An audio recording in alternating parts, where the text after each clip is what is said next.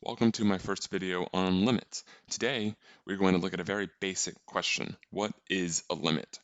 In calculus, it is very easy to get caught up in how to solve these problems, but we're not going to do that in this video. We'll do that in later videos. Today, we're just going to look at what a limit is.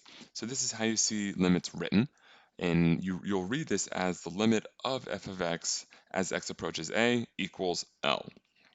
And so I really think the best way to understand limits is to look at it on a graph. So here, we're just going to do a simple XY plot. And I'm just going to draw a simple function. And it doesn't have to be straight. It's just a straight line because that's the easiest to look at. So we have some x value a. And since this is a function, that a has a corresponding y value. Let's call it L.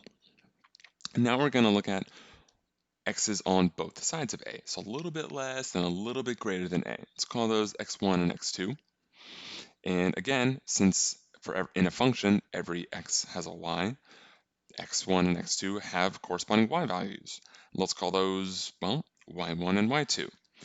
But now let's move in a little bit closer towards a, maybe an x3 and an x4, right? We're squeezing in on a. And we're going to call those corresponding y values, I bet you guessed it, y3 and y4. And notice, as the x values are approaching a from both sides, the y values are approaching L from both sides. And so that's a limit, right? So as the x values are approaching a, the y values are approaching L. And that is all a limit is. But let's take a step back. Let's talk about functions. So a function is just a fancy way to relate x values and y values.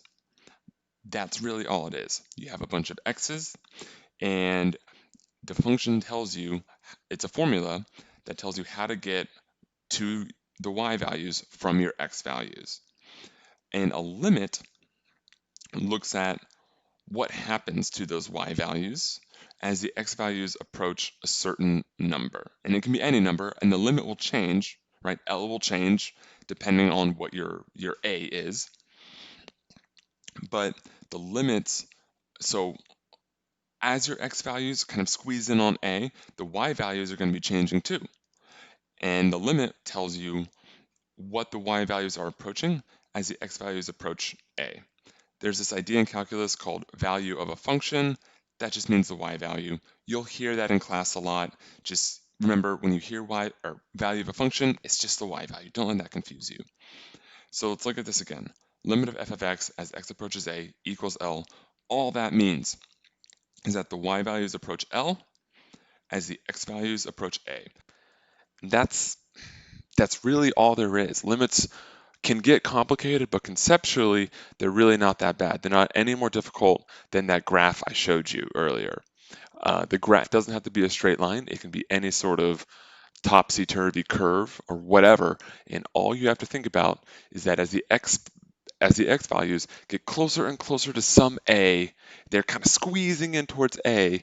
Remember, every x has a y, so the y values are going to be doing something too as you're moving the x's. So as the x values squeeze close towards a, what are the y values squeezing towards? Are they squeezing towards something? If they are, that something that the y values are squeezing towards is your limit, or as the formula would say, it's L. So as the x values approach a, the y values approach L. And that is a limit. Watch my next video to see when a limit exists, or as you'll see more precisely, when a limit does not exist.